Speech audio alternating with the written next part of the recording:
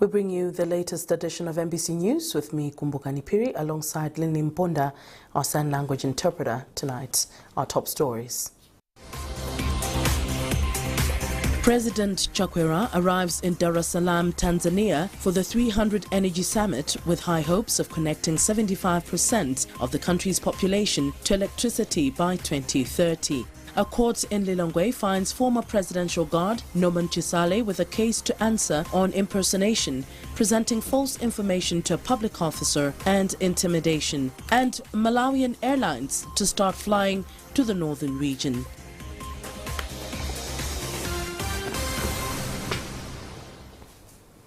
Well, I'm glad you could join us.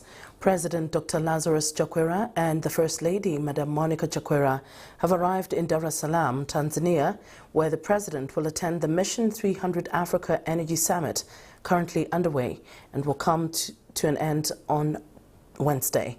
Dr. Chakwera has said this as the country is participating at the Mission 300 Africa Energy Summit, which has gathered more than 12 African leaders in Dar es Salaam, Tanzania. Meanwhile, at the summit, President Dr. Lazarus Chakwera has presided over the signing of a $300 million grant that the World Bank Group Board approved for Malawi. The grant will help in increasing access to electricity by Malawians. And speaking on departure, President Dr. Lazarus Chakwera says his administration intends to increase access to electricity from the current 25% to at least 75% by the year 2030. Dr. Chakwera made the remarks at Kamuzu Palace before departure. Isaac Jali has a report. Speaking at the Kamuzu Palace soon before departure for Dar es Salaam in Tanzania, where he will attend the African Heads of State Summit on Energy, President Dr. Lazarus Chakwera said quality, accessible and reliable energy is an enabler and a critical resource for Malawi's agricultural commercialization and industrialization drives. He said it is encouraging to note that through various energy projects and initiatives, electricity coverage has tremendously increased in the past 4 years from 10 to 25%. However, Dr. Chakwera said despite the progress registered, more financial and technical support is still needed in energy infrastructure to ensure more Malawians have electricity, while also ensuring that industry, mining and agricultural commercialization all have reliable energy. The Malawi leader therefore thanked the World Bank for its commitment to helping African countries in the energy sector. It is important for us to realize that with all the vision that we have, as large as it is, energy is an enabler, and energy needs to be available. And so, like we have doubled access to energy in the last 4 years, our intent is to move from 25% to 75% by 2030. That means we need help. And the World Bank and African Development Bank have been real close friends in terms of helping us have this realized. And so I'm going to attend this meeting in order for us to kickstart this huge project that is concerning the whole continent, but Malawi has been included. And we want to believe that issues of food security, issues of wealth creation, job creation, in line with agricultural productivity, urbanization, and the fact that we want to industrialize. These will happen for real because of such projects. The summit, also known as Mission 300 Africa Energy Summit, will provide a platform for African leaders to discuss energy access initiatives and promote renewable energy and foster regional cooperation on matters of energy. Isaac Jali, MBC, Lilongwe. The Magistrates Court in Lilongwe has ruled that former presidential guard Norman Chisale has a case to answer in a matter he's suspected of impersonation, presenting false information to a public officer, and intimidation. In the matter, Norman Chisale is suspected to have presented a junior certificate of education bearing the name Pythias Hiwa to be enlisted in the Malawi Defense Force in 1996. Beatrice Mwape reports.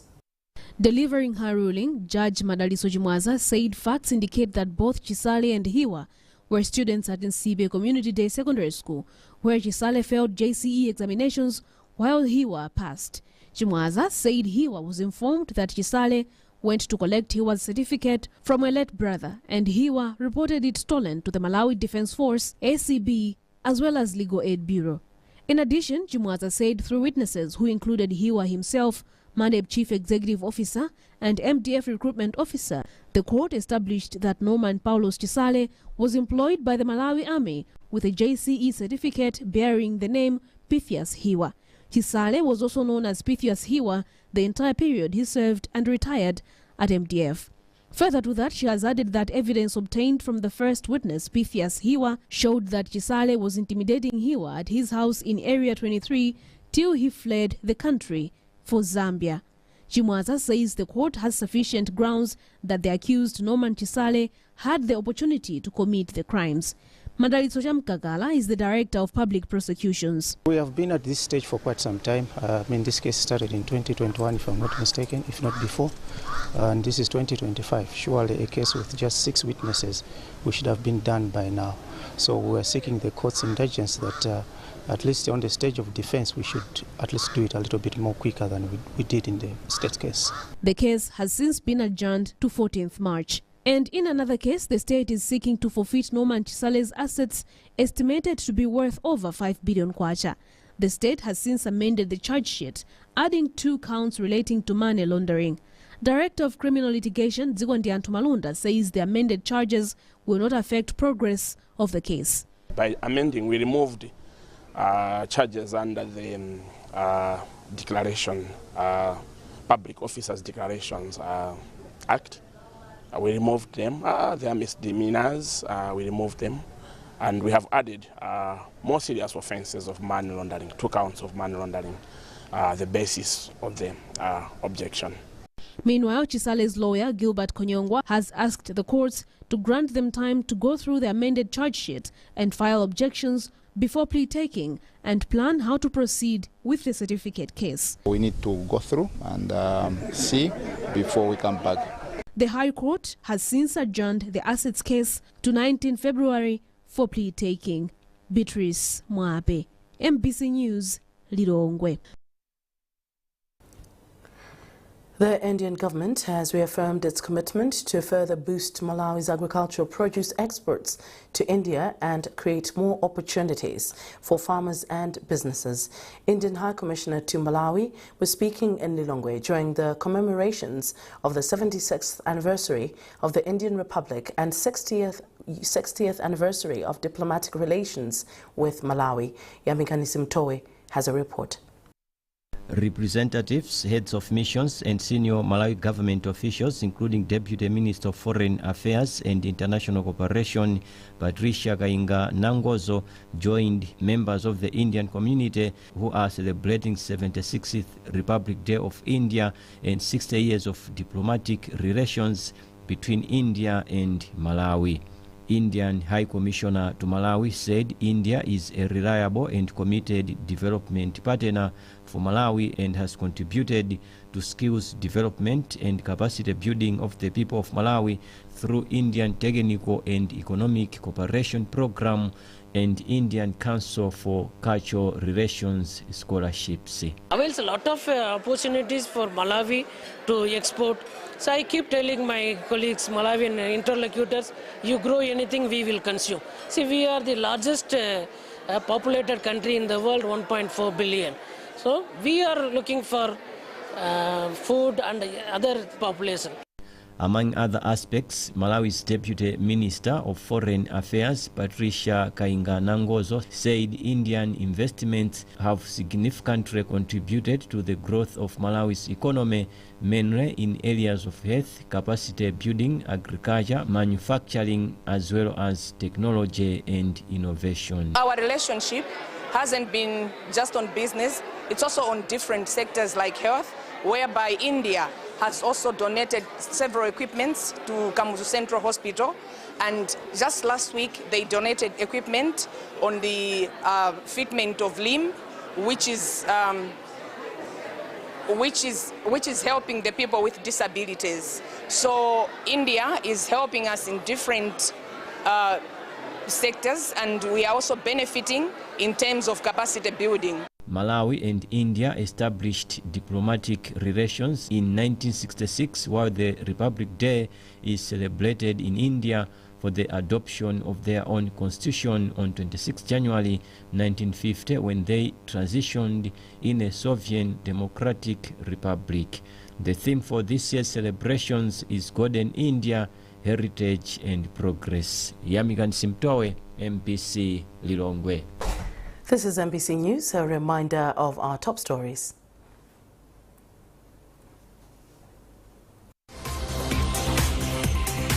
President Chakwera arrives in Dar es Salaam, Tanzania for the 300 Energy Summit with high hopes of connecting 75% of the country's population to electricity by 2030.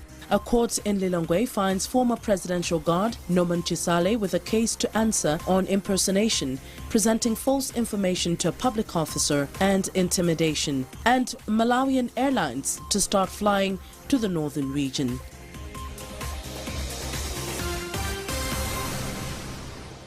Step up with DSTV and we'll show up by giving you more incredible entertainment.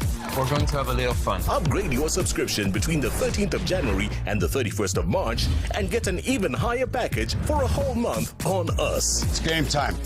There's nothing better than putting a little bit in but getting a lot out. You get hungry, you gotta eat, you know? Stafford goes round the outside. Gonna be some changes made. Step up and we'll show up on your home of entertainment, DSTV.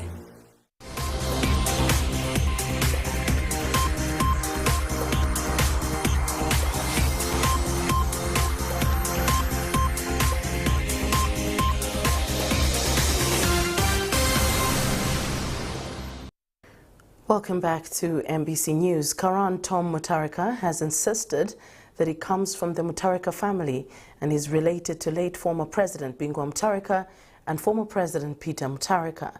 Karan Tom Mutharika was reacting to a press release issued on Saturday last week from the Mutharika family. In a release which was signed by Democratic Progressive Party DPP spokesperson Shadrack Namalomba, disowned Karan Tom Mutharika as a family relation and described him as an imposter. He explains. I want to refute that allegation that Peter is not related to me. If he is not related to me, then he is not related to Leti Bingu, because Bingu was my brother. When he came here, I'm the one who suggested to Leti Bingu, after establishing this Democratic Progressive Party, that when you rule for 10 years, let our brother Peter Mutharika, who is in America, to come and finish the other 10 years, so that the Mutharikas should rule this country for 20 years, after Bekili Muluzi had ruled 10 years. So,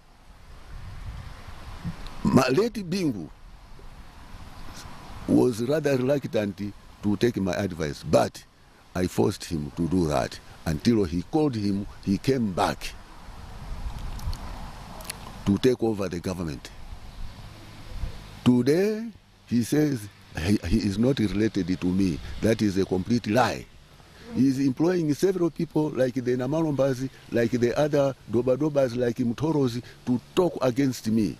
That's not good. Professor Peter Mutharika is a responsible man. He's not supposed to lie to the Malawian people.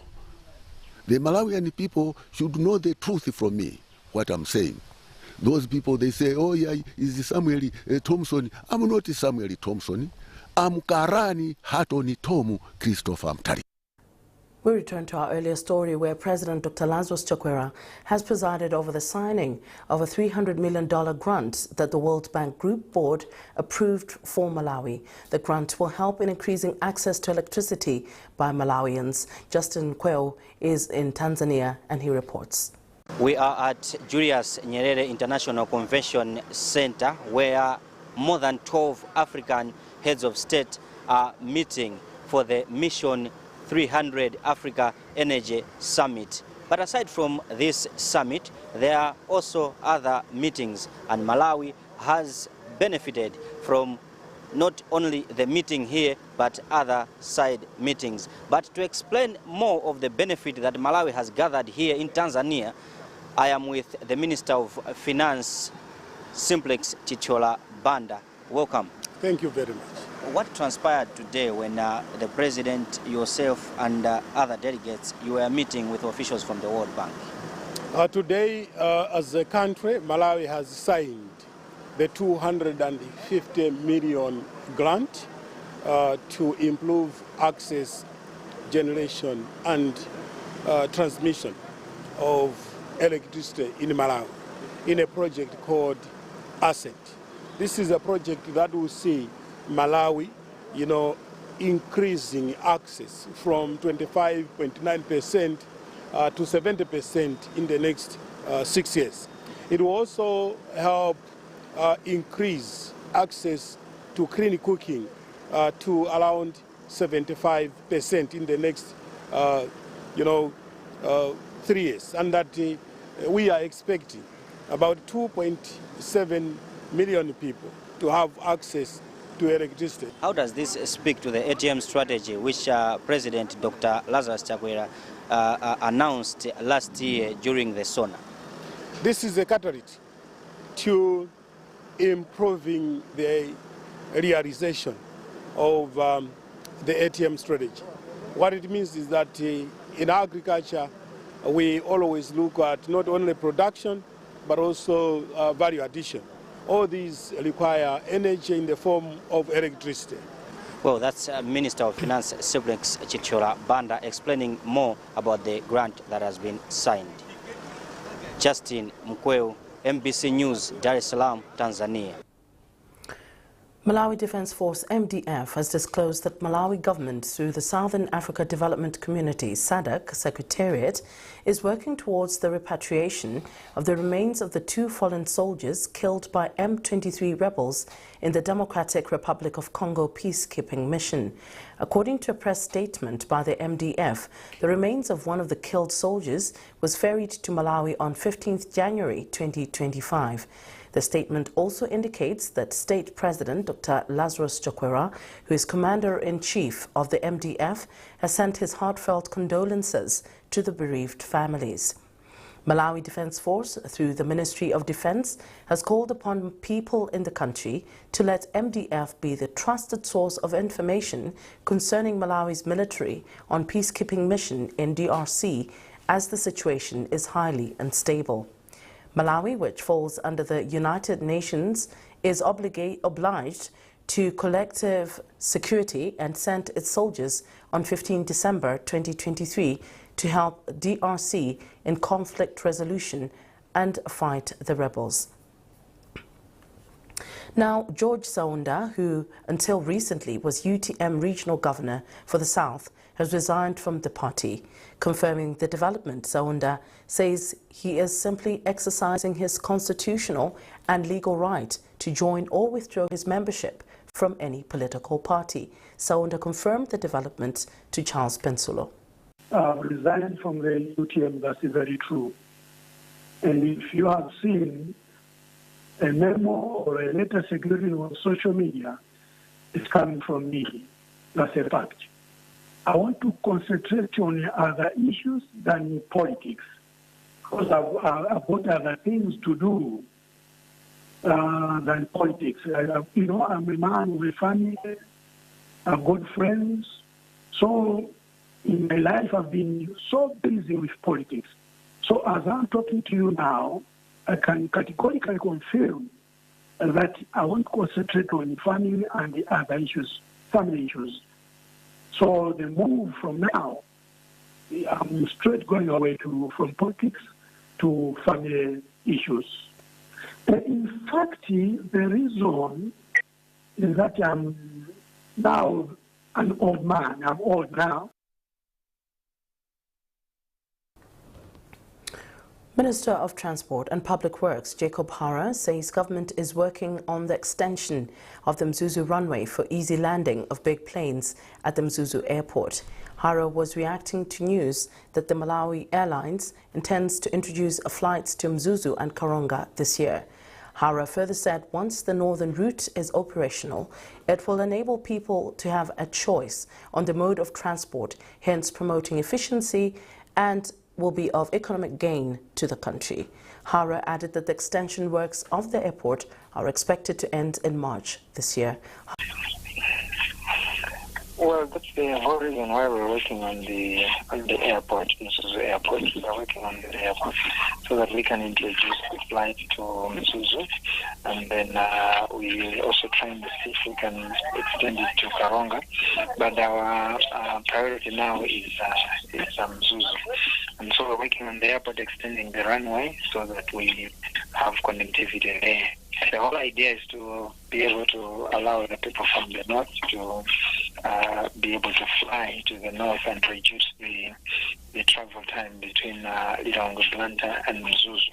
As you know that we currently have works on that road, and so it's not a pleasant thing to drive on that road. So those that can fly, we want to be able to give them that option to be able to fly. So that will mean a great improvement of the economy. As you remember that the president said this on his sonnet, that he wanted to make sure that he brings back those Mzuzu flights, and that's exactly what we are working on, to make sure that what he wanted, we are able to make that come to pass. And that's it from our newsroom. A reminder of our top stories. President Chakwera arrives in Dar es Salaam, Tanzania for the 300 Energy Summit with high hopes of connecting 75% of the country's population to electricity by 2030. A court in Lilongwe finds former presidential guard Norman Chisale with a case to answer on impersonation, presenting false information to a public officer and intimidation. And Malawian Airlines to start flying to the northern region.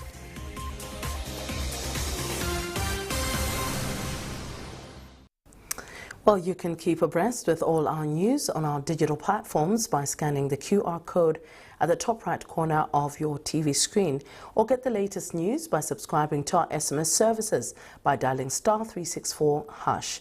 You've been with me, Kumbukani Piri, and Linlin Ponda, who was our sign language interpreter tonight. Thanks for watching, and bye for now.